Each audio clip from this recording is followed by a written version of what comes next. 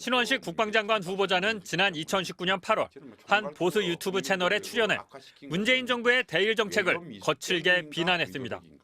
총선을 위해서 반일 감정을 일으켰다. 이 사람들이 주사파, 김일성주의를 실천하기 위해서 소위 북한의 대남적화 전략을 동조를 하기 위해서. 그러면서 과거에서 배워야 한다며 이런 말을 했습니다. 조선을 선개한 대한제국이 무슨 인권이 있었습니까? 개인의 재산권이 있었습니까? 아니 예를 들어서 대한제국이 존속했다고 해서 일제보다 행복했다고 우리가 확신할 수 있습니까? 국민들이. 일본으로부터 사과도 받고 돈도 받았다며 이제는 잊어버려야 한다는 취지의 언급도 했습니다. 이미 충분히 사죄했다는 일본 우익의 주장에 힘을 실을 수 있다는 우려와 함께 일본 식민 지배를 정당화하는 게 아니냐는 비판이 나왔습니다. 비슷한 시기 다른 보수단체 집회를 앞두고는 이완용이 매국노지만 어쩔 수 없는 측면도 있었다는 연설문을 쓰기도 했습니다. 신 후보자는 국회 인사청문회를 앞두고 문재인 전 대통령에 대한 막말 비난은 야인 시절의 발언이라며 유감을 표하면서도 아직도 사회 곳곳에 종북 세력과 자익 세력이 활동하고 있다며 이념을 앞세웠습니다. 5.16은 혁명이라는 과거 발언이 옹호는 아니라고 했지만 산업국가로 발전한 혁명적 요소는 있다고 주장했습니다. 민주당은 시대착오적 역사관으로 무장한 극우전사라며 지명 철회를 거듭 요구했습니다. 신원식 후보자는 공산주의 이력을 문제 삼아 홍범도 장군의 흉상도 반드시 이전해야 한다고 강조했는데 이종찬 광복회장은 북한의 공산주의와 혼동해선 안 된다며 역사를 모르는 일이라고 거듭 반박했습니다. MBC 뉴스 장희수입니다. 극우 언론인 조갑재 씨 홈페이지에 올라온 신원식 국방장관 후보자의 연설문 전문입니다.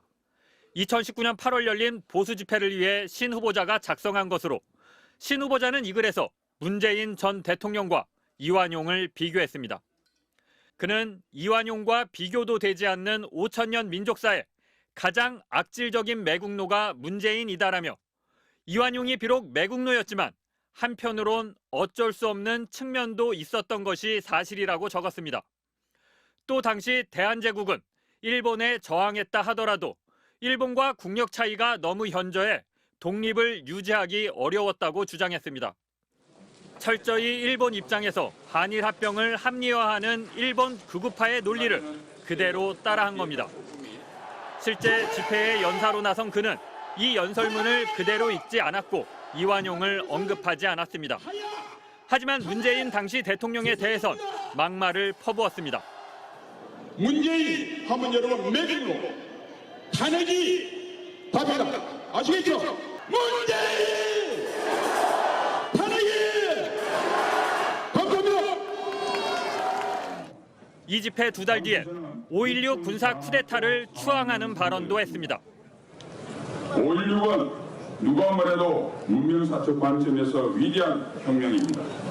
한국판 산업혁명과 생산성 혁명이었기 때문입니다.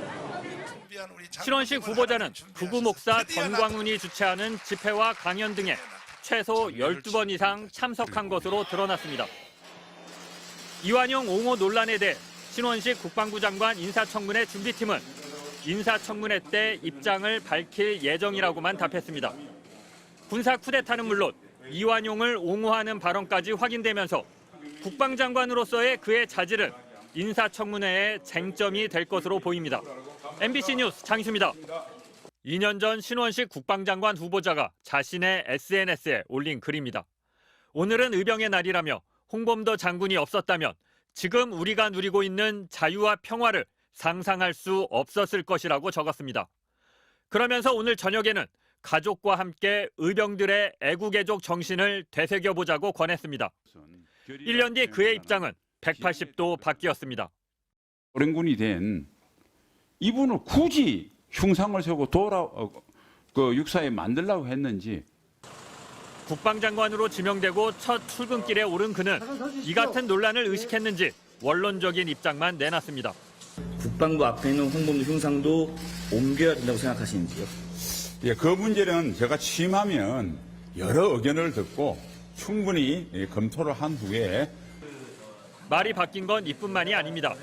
과거엔 전두환의 신군부가 일으킨 12.12 쿠데타를 구국의 결정이었다며 추켜 세웠지만 국방장관 지명 이후에 법원의 판결을 수용한다며 입장을 바꿨습니다.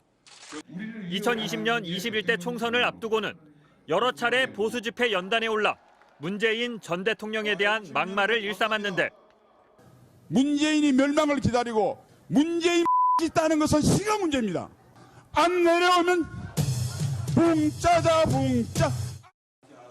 사과할 의향이 있냐는 기자들의 질문에 즉답을 피했습니다. 사과 표명하실 생각이 없는지 좀 말씀해 주십시오. 예, 청문회장에서 제 입장을 밝히겠습니다. 지금 얘기해 주세요. 아닙니다. 청문회장에서 밝히겠다. 어제 이야기했습니다.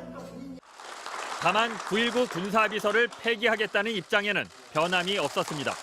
9.19 군사합의는 우리 군사적 취약성을 확대하는 반드시 폐기가 되는 것이 바람직하다고 생각해요. 신원식 후보자에 대해 민주당은 극우 편향 인사라며 지명 철회를 촉구했고 국민의힘은 실력 있는 참 군인이라고 치켜세우며 방어전을 이어갔습니다. MBC 뉴스 장희수입니다. 2019년 9월 신원식 국방부 장관 후보자는 한 국방 전문 유튜브 채널에 출연했습니다. 이날 방송 제목은 한국군 쿠데타 가능한가? 신 후보자는 한국에서 쿠데타가 일어날 수 없다고 단언합니다. 제2의 박정희 있다고 칩시다. 근데 그 명령을 하면 밑에 부하들이 따르나요? 그러면서 이 같은 상황이 좌파들의 공작이라고 주장합니다. 한국군은 그때부터 지휘체계를 와해시키려고 하는 좌파들의 교묘한 담론 및 공작이 우리 보수 쪽에도 머리가 세뇌당한 겁니다. 전두환의 12.12 쿠데타에 대해선 구국의 결정이라는 평가를 내놨습니다. 최근에 전두환 대통령까지 사람들은 권력욕 독재자는데 12.12하고 박정희 대통령이 돌아가시는 그 공백기에 서울에 보면 일어나고 그래서 저는 그때 당시 나라 구해야 되겠다 나왔다고 봐요. 더 나아가 5.18 광주 민주화 항쟁 당시 시민들을 학살했던 전두환을 두둔하기까지 했습니다.